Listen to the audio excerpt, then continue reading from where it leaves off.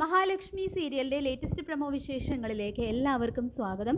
അങ്ങനെ അനന്തുവിൽ നിന്നും ലേഖയിൽ നിന്നും കാര്യങ്ങളൊക്കെ കണ്ണനും മഹിക്കും വ്യക്തമാവുന്നുണ്ട്.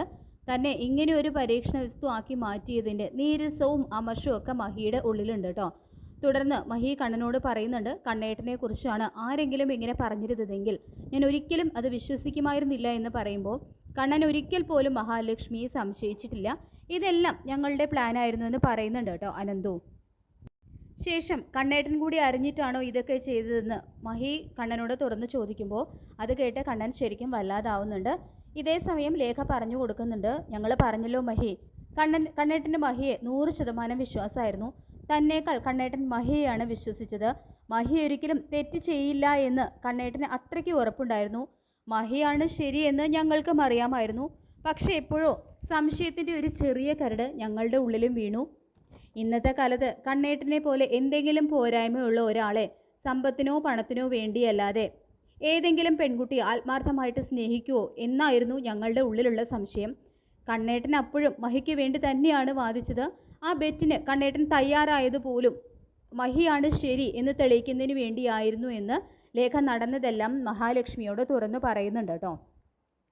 എല്ലാം കേട്ട് പൊട്ടിക്കരയാണ് മഹി ചെയ്യുന്നത്. ഏതായാലും ശത്രുക്കളോട് പോലും ദയവ് കാണിക്കുന്ന മനസ്സുള്ള മഹി കണ്ണൻ അറിയാതെ ചെയ്തു പോയ ഈ തെറ്റ് ക്ഷമിച്ച് കണ്ണൻ്റെ ജീവിതത്തിലേക്ക് തന്നെ തിരിച്ചു വരുന്നുണ്ട്. അവരെ വീണ്ടും ഒരുമിപ്പിക്കുന്നുണ്ട് അനന്തവും ലേഖയും കൂടിയിട്ട്. തുടർന്ന് അനന്തവും ലേഖയും സത്യം കണ്ടുപിടിക്കുന്നതിന് വേണ്ടിയാണെങ്കിൽ കൂടി അവളെ വേദനിപ്പിക്കേണ്ടി വന്നതിൽ മഹിയോട് മാപ്പ് ചോദിക്കുന്നുണ്ട്. മഹാലക്ഷ്മി രൂപത്തിൽ മാത്രമല്ല സ്വഭാവ ഗുണം കൊണ്ടും മഹാലക്ഷ്മി തന്നെയാണ്. മഹിയെപ്പോലെ ഇത്രയും നല്ല സ്വഭാവമുള്ള ഒരു പെൺകുട്ടി ലോകത്ത് വേറെ ഉണ്ടോ എന്ന് പോലും സംശയമാണെന്നും ലേഖ കൂട്ടിച്ചേർക്കുന്നുണ്ട് കേട്ടോ.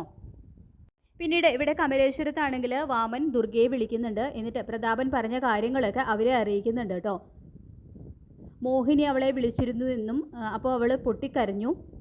സ്വന്തം അമ്മ വിളിച്ചിട്ടും അവൾ ഇങ്ങനെ കരയണമെങ്കിൽ നമ്മൾ വിചാരിക്കുന്നത് ശരി തന്നെയാവാൻ തന്നെയാണ് സാധ്യത.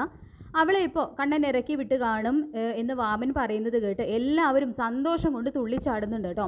കണ്ണൻ്റെ ജീവിതത്തിൽ നിന്നും മഹാലക്ഷ്മി പോയതിൻ്റെ സന്തോഷം നമ്മൾ കതിനവടി പൊട്ടിച്ച് ആഘോഷിക്കണമെന്ന് മേഘൻ പറയുന്നുണ്ട്. അങ്ങനെ 4 പേരും ഒരുമിച്ച് കൈകൊടുത്ത് മഹാലക്ഷ്മിയുടെ പടിയിറക്കം ആഘോഷിക്കാൻ തീരുമാനിക്കുകയാണ് കേട്ടോ. ആരും തുണയില്ലാതെ അവൾ ഇനി തെരുവിലൂടെ തെണ്ടി നടക്കണം. ഏതെല്ലാം രീതിയിലാണ് അവൾ എന്നെ ഇടിച്ചു താഴ്ത്തിയത്, അവളുടെ പതനം കണ്ണിറയെ കാണണമെന്നും അത് കാണാനാണ് ഞാൻ കാത്തിരിക്കുന്നതെന്നും കരുണ പറയുന്നുണ്ട്. പിന്നീട് പ്രതാപനും മുത്തശ്ശിയാണെങ്കിലും മഹി കണ്ണൻ്റെ ജീവിതത്തിൽ നിന്നും എന്നേക്കുമായിട്ട് പോയി, കണ്ണൻ തന്നെ അവളെ ഇറക്കി വിട്ടു എന്നറിഞ്ഞ് സന്തോഷിക്കുകയാണ്. ഇതെല്ലാം കണ്ട് ശരിക്കും മഹാലക്ഷ്മിക്ക് എന്താണ് സംഭവിച്ചത് എന്നറിയാതെ നിസ്സഹായതയോടെയും വേദനയോടെയും നോക്കി നിൽക്കുകയാണ് കേട്ടോ മോഹിനി.